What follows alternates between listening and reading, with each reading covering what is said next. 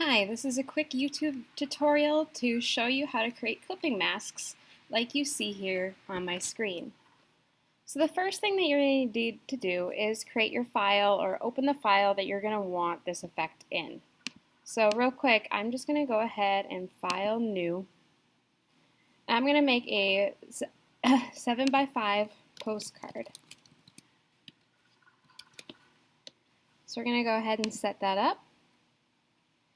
And so now the next step is to have some text. The text can be any color.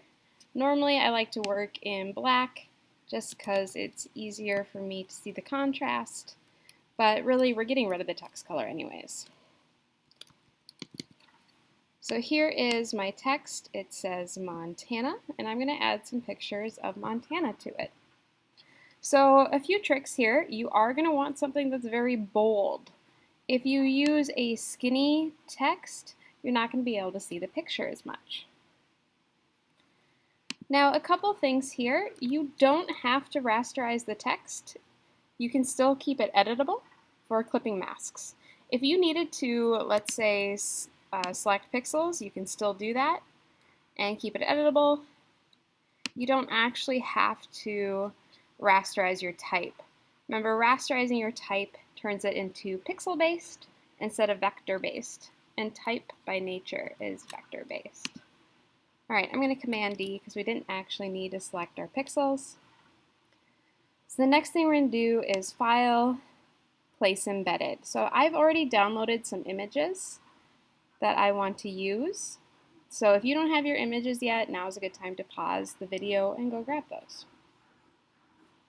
So we're going to go File, Place Embedded, and we are going to go here. In my Downloads folder, have the images of Montana.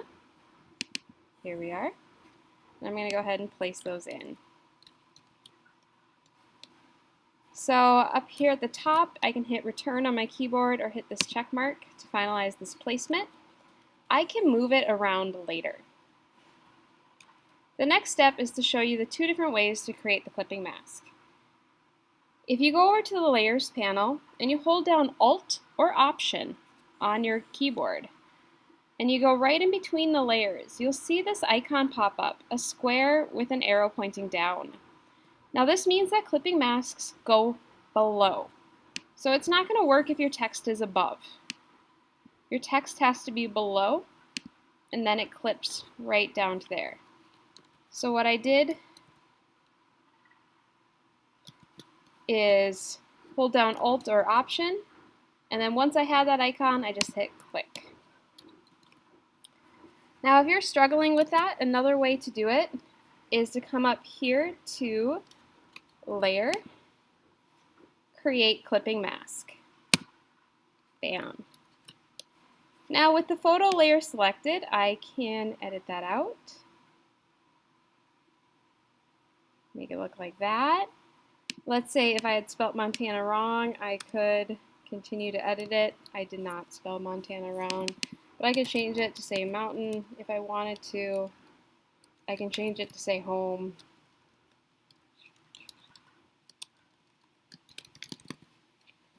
So that allows it to be all nice and editable.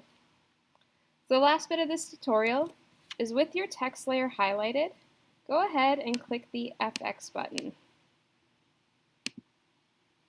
And we're going to add a drop shadow. Now you don't have to add a drop shadow.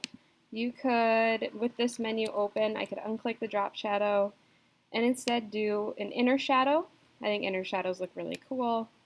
To help it stand out, you could also do a stroke. You could do both. And you could play around with the size. So just play around with those text effects and decide what it is you want. Let's say you want more than one image though. So I'm going to Command T on my image layer. So selecting my image and doing Command T or Edit Free Transform. And I'm going to shrink it down so that this takes up the first 4 letters. Next, I'm going to do File, Place Embedded, and I'm going to get another image of Montana.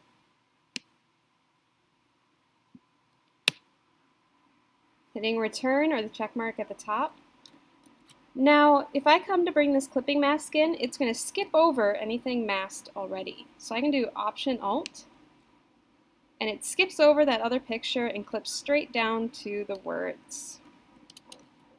Again, the other way to do that is Layer, Layer, Clipping Mask. And then you can get that all lined up nice and neatly. And there you have it. That's how you create clipping masks in text. You can also create clipping masks in other shapes.